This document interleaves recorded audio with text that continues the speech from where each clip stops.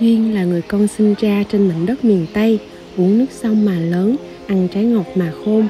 Ở nơi đâu trên mảnh đất miền Tây cũng gợi cho Duyên cảm giác thân quen khó tả. Ngược về hướng Tây từ Bến Tre quê Duyên, đi khoảng 300 cây số là đến thành phố Hà Tiên, tỉnh Kiên Giang. Nơi được xem là vùng đất tự nhiên màu mỡ bậc nhất Đông Nam Bộ. Với địa hình lưng tựa núi, mặt hướng biển, Kiên Giang cũng là tỉnh có địa hình đa dạng khác biệt so với các tỉnh khác miền Tây.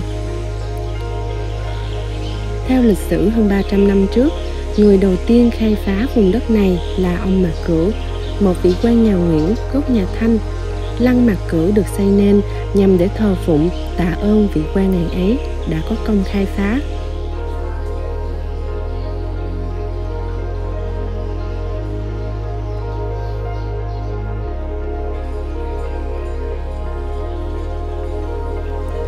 Nằm tựa mình vào chân núi Bình Sơn, Lăng Mạc Cửu được xem là trái tim tâm linh của người Hà Tiên và du khách thập phương, nơi nhất định phải ghé thăm khi đến vùng đất này.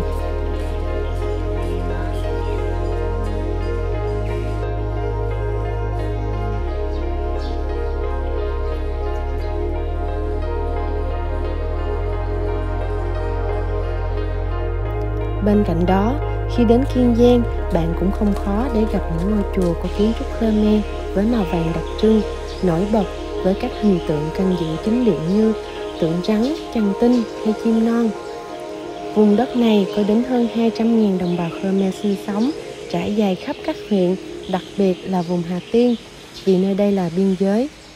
Bởi vậy mà bao món ngon đặc sản đồng bào Khmer Hà Tiên được xem là chính gốc, đặc sắc, dần trở thành một phần của văn hóa miền Tây. Có ai thèm miền Tây như Duyên không? Rong ruổi khắp sông nước miền Tây mà không bao giờ thấy chán. Thèm và nhớ miền Tây mỗi khi mùa nước nổi, cá linh về ngập cả khúc sông, hay thèm miền Tây vào mùa lúa chín trổ đầy đồng, thơm nồng mùi lúa mới. Duyên có vài điều muốn nhắn ai khi có dịp ghé miền Tây quê tôi: nhớ tắm sông, bắt chuột đồng và nhớ múa thử điệu múa Khmer. Những dịp lễ Tết, người Khmer hay múa lâm thôn, răm vong hay lâm leo. Điệu múa kết hợp tay và chân đơn giản, nhịp nhàng dí dỏm và lạc quan, là một phần tạo nên sự kết nối cộng đồng và giá trị văn hóa của người Khmer. Qua điệu múa, điều còn lại trong tâm hồn mỗi người là sự đồng điệu trong nghệ thuật và niềm vui được lan tỏa. Đó cũng là lý do hầu hết điệu múa Khmer không giới hạn bao nhiêu người tham gia biểu diễn.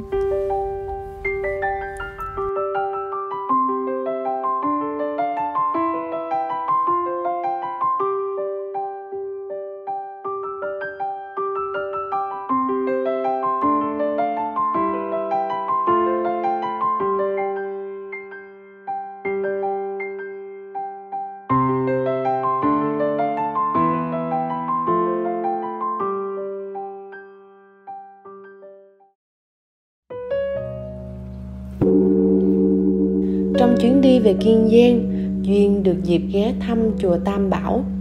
Ngôi chùa này còn có tên gọi là chùa Tiêu, được triều đình nhà Nguyễn ban biển sắc phong là Sắc Tứ Tam Bảo Tự. Nơi này là chốn linh thiêng thờ phụng mẫu thân của thống binh Mạc Cửu. Tam Bảo Tự được xem là minh chứng cho văn hóa Phật giáo Bắc Tông đã du nhập vào vùng đất Kiên Giang từ thuở khai sơ. Vậy nên cũng không khó để hiểu văn hóa ẩm thực Kiên Giang tại sao lại có nhiều món ăn mang hương vị của người Hoa đậm đà đến vậy.